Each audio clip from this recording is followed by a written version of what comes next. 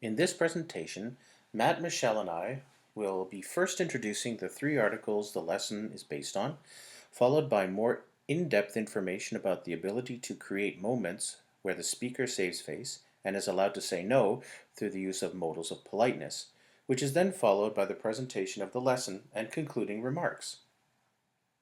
In our daily lives, we communicate general information, ideas, beliefs, values, emotions, and attitudes to one another. Linguists Seltzer and Olstein assert that in these interactions, the social, cultural, and physical aspects of any given situation determines the context in which we communicate with each other. We use language to establish and maintain relationships throughout our lives, and because of this, we try to cooperate with each other, in part by using body language and gestures, tone of voice, best choice of words, and more. Yet, the context of the situation is crucial in deciding not only the content, but the appropriate stress, rhythm, and intonation of the utterances people speak. For students who are from every conceivable cultural background and language, navigating English in everyday life can be rather difficult.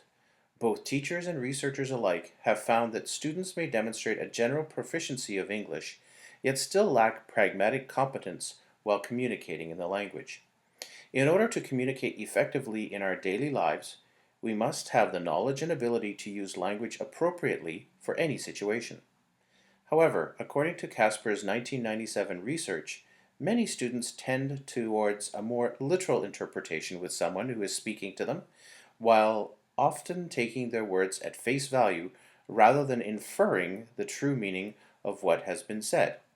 As a result, depending on the context, these situations can prove challenging and problematic for both the speaker and the listener.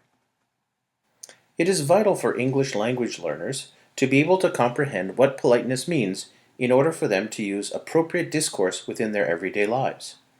As language instructors, we tend to correct learners on their grammar, pronunciation, and inaccuracies in functional exponents. Yet equally important is to have students engage in collaborative activities that allow instructors to offer feedback in terms of the language concerning politeness. Instructors should guide learners as to whether and to what degree they used appropriate intonation to sound polite, if they used language of the correct tenor for roles, statuses, and relationships, if they took their turn at the right time, showed appreciation for other individuals' contributions, and apologized for interrupting, unless it was absolutely necessary, and so on. The concept of politeness varies throughout cultures, and because of this, it carries a complexity of meanings for many different groups within their own societies. Seltzer, Mercier, and Olstein define politeness as something that is used to enhance social harmony. Brown and Levinson, whose politeness theory was originally presented in 1978, consisted of two specific parts, the first being their fundamental theory dealing with the nature of politeness and how it functions, and the second dealing with politeness strategies. Next up, Michelle will discuss the three research articles the lesson is based on.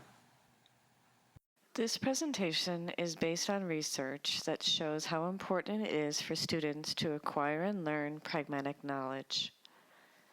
The first article demonstrates that explicit instruction is necessary to improve the student's ability to use polite words with the appropriate intonation for common social interactions.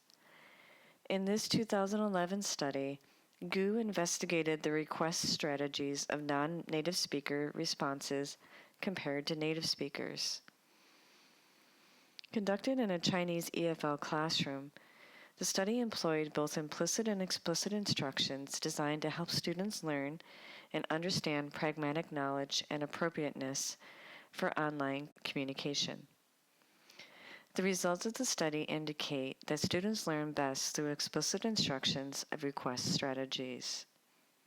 The main takeaway from this research is that Gu found that although students may be generally proficient in the language, they lack the pragmatic competence to effectively communicate in particular social contexts. In this instance, what was found is that students lacked the ability to write or speak in a way that showed how to communicate in the appropriate level of formality, directness, and politeness in the language. However, The researcher did find that through explicit instructions, students showed greater awareness towards pragmatic competence in authentic intercultural communications.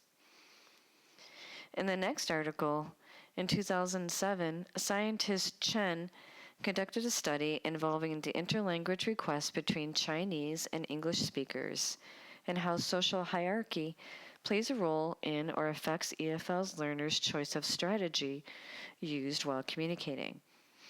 Chen found that for Chinese learners, their culture plays a significant role in how they respond to the speaker. Specifically, what was found is that word choice and deference towards social hierarchy deterred students from appropriately fully utilizing their linguistic resources in particular social contexts. Chen's studies showed that pragmatic competence really depends on certain social, cultural, and social linguistic abilities. Finally, in the last article in 2015, scientist Al-Oatabi investigated Saudi EFL students' pragmatic knowledge through a written short answer questionnaire, which was collected all online. That compared the use of pragmatics in between native students enrolled at a university in the UK and Saudi students majoring in English and completing their final year at a university in KSA. The study indicated that both groups of students used indirect requests. However, the non-native speakers showed limited knowledge of pragmatics and discourse. Namely, the students demonstrated limited knowledge and awareness in employing appropriate strategies and syntactic and lexical modifiers compared to native speakers. The examples of lexical and syntactic modifiers that were investigated in the study include could, can, would, possibly, and please. Now Matt will discuss politeness of modal verbs in discourse. The focus for this short presentation will be on the politeness of modal verbs in discourse. Modal verbs are utilized, like other aspects of language, in that they can be analyzed from a pragmatic perspective, used to show various meanings or acts, including requesting, ordering, asking for permission, and so on. Discourse analysis is the interpretation of the language in the context of use, concerned with spoken language and written texts, in different figures of speech, from conversations to high forms of talk, according to McCarthy. Our focus in terms of language learners is the ESL student at the intermediate to advanced levels. These learners should be aware of how to use politeness of modal verbs in discourse, as they are at levels that require these types of knowledge and skills. Students should be aware, for example, of modal verbs such as can, used with interrogative and declarative sentences, as it can be used to express permission, possibility, and ability. Will, to continue, can be used when talking about the future, usually focusing on promises and requests. In addition, must expresses obligation and necessity, located in declarative and interrogative sentences. More on modals of politeness from Glenn. Other modals, such as could and would, relate to possibility. The primary function of these words is to relate to possible outcomes in references to utterances, but they are also used to create politeness for a similar reason. Instead of using please or thank you to be polite, modals of possibility allow interlocutors a chance to refuse a request without losing face. When a locutor gives this opportunity, it is viewed as polite because it maintains the current relationship and allows for multiple outcomes. In comparison, sentences without modals can be viewed as impolite at times. If a person says, "Give me some water," it is rude because it demands a certain outcome without the possible options that could be derived from adjusting the sentence. "Could I have a glass of water?" is an example of allowing interlocutors to refuse a request without being rude themselves. Authority is another example of politeness that may be more familiar to ESL students. Different languages such as French and Spanish have different forms of addressing others by respected titles such as vous and vosotros. Addressing authority using may as a modal is another form of politeness. Asking permission from another person is submissive. When we ask, "May I borrow your pencil?" authority is shifted in order to gain permission for an action.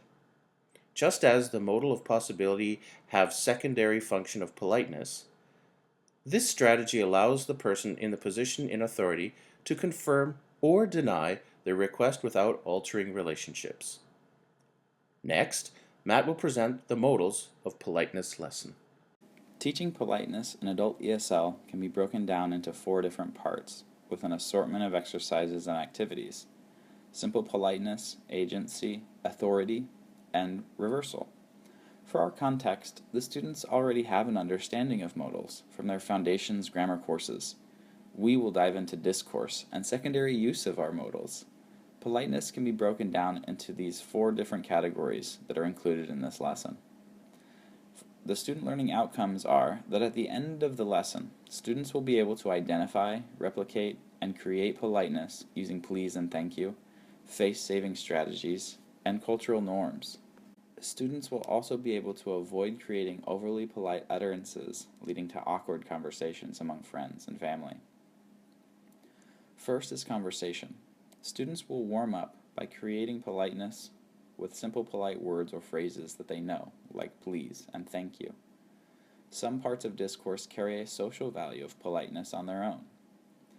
A comparison that works in this way are words referencing time. Today, tomorrow, and yesterday are time words without any other value. Simple additions to sentences to add politeness in conversation are great ways to introduce the topic of politeness. For this short part of the lesson, we will use conversation and example sentences on our handout to see what students already understand. Next, students will create their own sentences using polite words. An example to differentiate between the students' options in conversation would be to make a simple request. Different contexts may be presented by the teacher to progress discussion.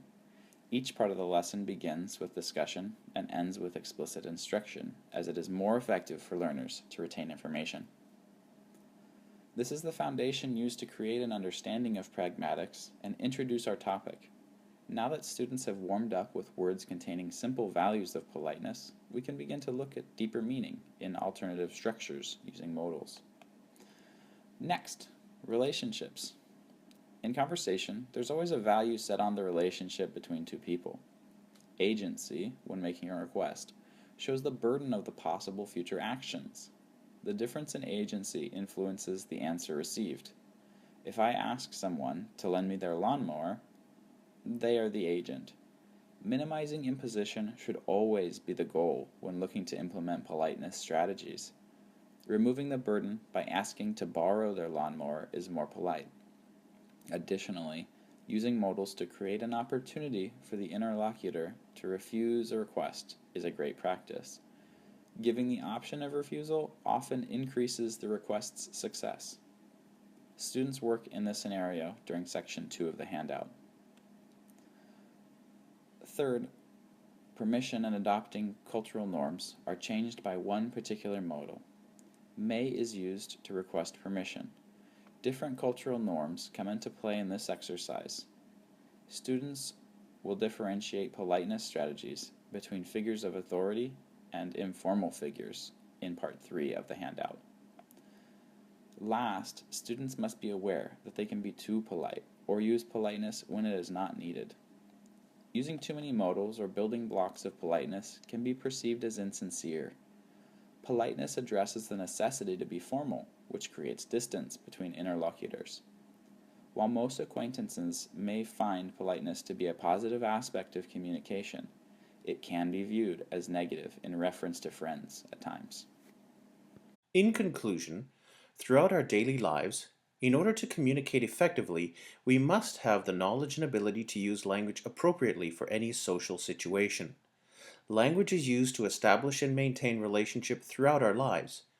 And although the concept of politeness varies throughout different cultures, for every society it is always used to enhance social harmony. However, research has shown that although students may have a general proficiency in English, with some even previously acquiring the knowledge and vocabulary needed for discourses, will still struggle to communicate appropriately in social situations. Based on this research and other foundational knowledge in linguistics, in this presentation, Matt, Michelle, and I discussed modals of politeness in discourse and then presented a lesson teaching politeness to intermediate level adult ESL learners that incorporates current research demonstrating that without explicit instructions and practice, students simply lack the pragmatic knowledge to have fluency in the language.